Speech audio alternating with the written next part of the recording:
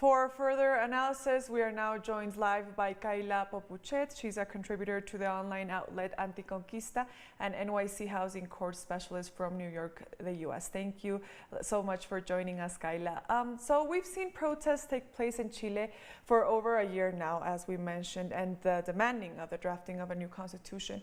Now that the referendum is taking place today, what are your thoughts on how the day will look like?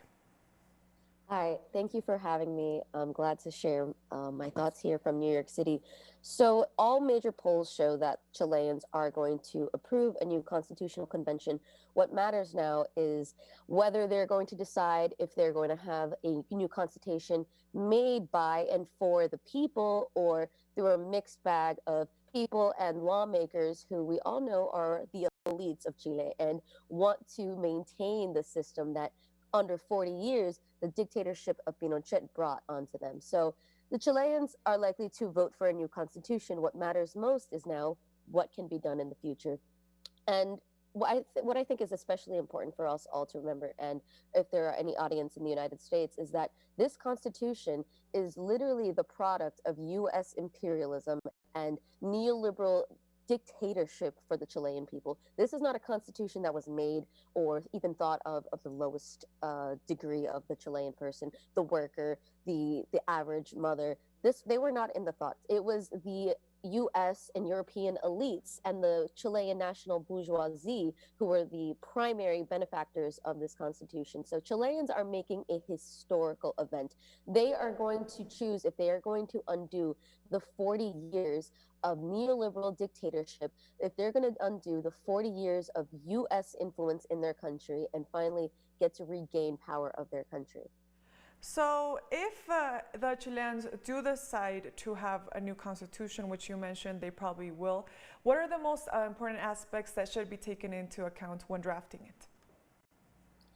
Well, one of the things that I want people to remember, and especially for us, our viewers, is that we have to pay attention to what the percentage is going to be. So there is an order that if they're going to change any part of the Constitution, that there needs to be a 2/3 majority that agrees in it. So what is especially important tonight is that we're going to see how many Chileans are going to come out. So we know that it's going to be approved, but how many are going to approve it? Is it going to be an 80%? Is it going to be 70%? Anything less than a 2/3 majority is very, very scary. What could happen is that the right wing, the ones who want to negate the approval of this, who want to reject a new constitution and want to maintain neoliberal dictatorship, they can have a significant influence in when they're changing their different articles. So it is very important tonight, not only how much are they going to approve it, but it's going to set the precedent of what is to happen when the Constitution does get rewritten, and who is going to have power in it. Is it going to be the right wing? Is it going to be the center left and the workers? We don't know yet. We'll have to wait for that. So do you expect protests to stop if Chileans do decide to replace the Constitution, or do you think they will continue? The protests will most definitely continue. Now, tonight is going to be especially interesting because we can see if they do get a majority, and when I mean majority, more than 2/3 for the approval of a new constitution, we will see right-wingers coming out and fighting against the decision of the people, because that is ultimately what they do.